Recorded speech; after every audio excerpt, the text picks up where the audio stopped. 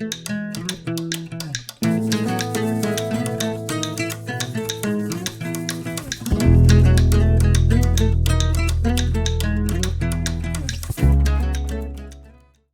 back to the Gray Wren Nest. Today I'm going to share a brand new pattern by Brittany Lloyd called Knitted Blooms. It was just newly released and I couldn't wait to get my hands on the pattern.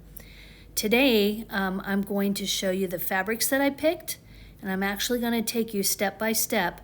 However, since it's not my pattern, I'm not going to give you the measurements. I encourage you to go buy the pattern and sew along with me.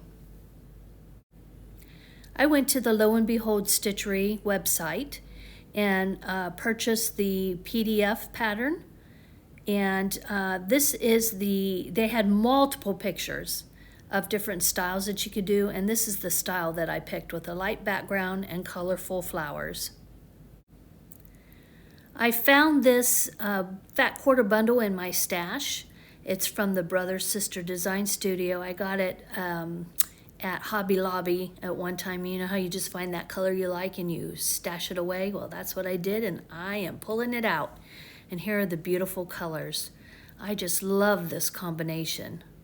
And so the first thing I needed to do was iron them and then follow the pattern instructions and cut them out and put them in piles according to how I wanted my flower petals to end up. So now I'm getting ready to stitch. First, we want to make our small flower units, the ones that are in the four corners and also in the center, but right now we're going to focus on the four corners. So you take your two strips, one color and one background, and you sew them together. I am using my 1/4 inch foot that has a guide on it, and I'm also stitching at a 2.5 stitch length. So you sew down that whole length of the strip with right sides together. Next, using a rotary blade and my rotating mat, I cut my petal units. So you cut all the way down the strip and you'll end up with several of these units. Lay 4 of those units out similar to this, and then add 4 corners of your background and your center of your flower. And then you want to sew your top pieces together, your middle pieces together, and your bottom pieces together. And that you'll end up with 3 different sections. And then you sew your top piece to your middle piece and your middle piece to your bottom piece, and it will end up like this. Before we move on to the next step, I highly encourage you to make sure that this unit is perfectly square. So make sure you even up those edges. Next, we're going to continue to add on to the flower unit by building on in a log cabin style with the next petals. So you want to take your next coloration for row R1, these pieces here, and we're going to cut them. We're going to sew them together first, and then we are going to cut them in units. And the units are cut like this. You should end up with 4 units.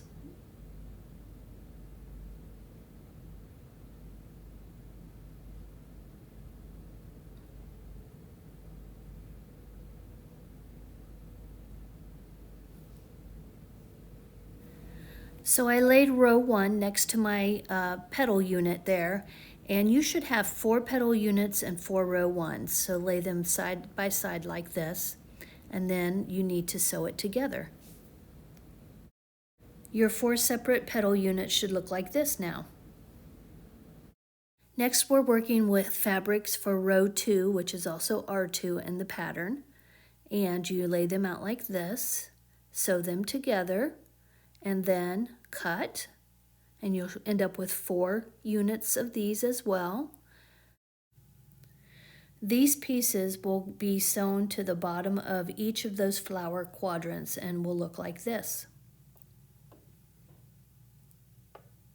Now we're ready to sew together fabrics for row 3, and make sure that you're cutting them out again like is shown, and you will end up with 4 of them.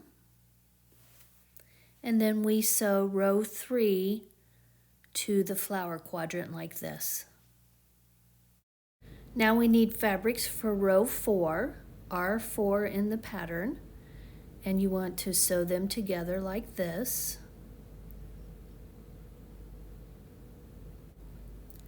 Now it's time to cut these into 4 sections like we have been in the past. Are you noticing a pattern here? This is when it really started to make sense to me.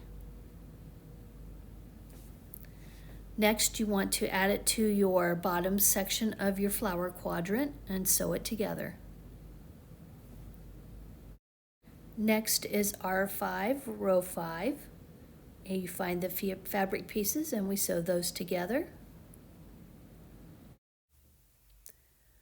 Cut these into 4 equal sections as well.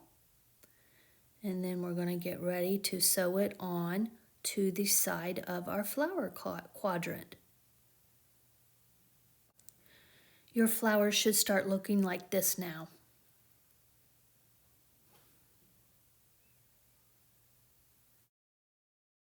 Time for row 6. In the picture here, I'm going to have to learn to take my picture from farther away because you have a top and a bottom and a center, and you sew them together, and then we cut again.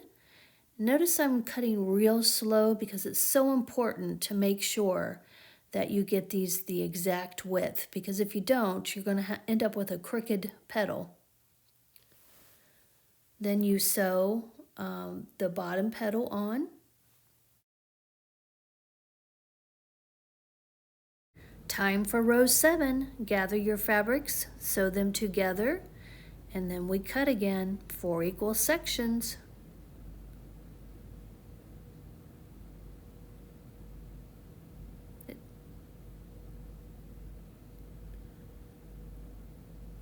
Then we lay it next to our flower quadrant and we sew it together.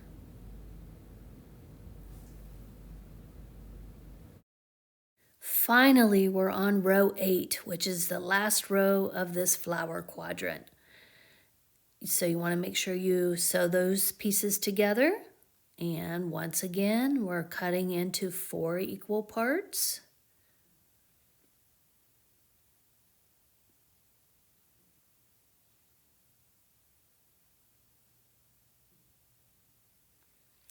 Then we want to lay it at the bottom of our flower quadrant and sew them together, and it will look like this. Then finally, make sure you square this flower piece. So important. I really want to emphasize how important this is. Make sure you're squaring this section and make sure you take a measurement, because each one of your quadrants must measure the same. I couldn't wait to get it up on my wall board just to see what it looked like.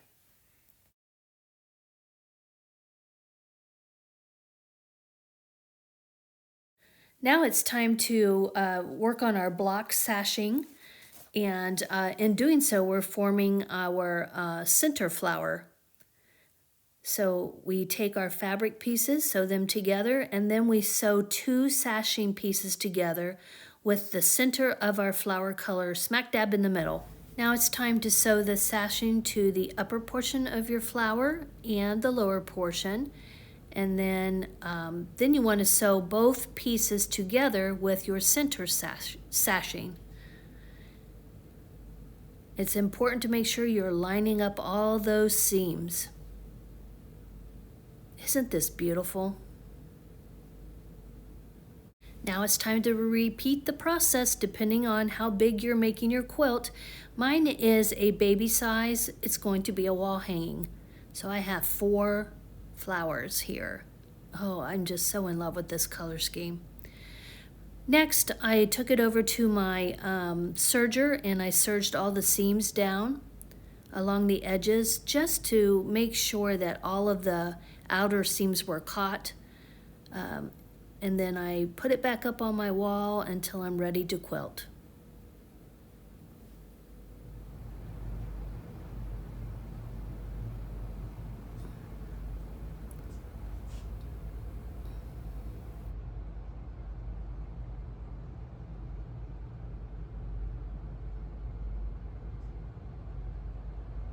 Don't forget to like and subscribe.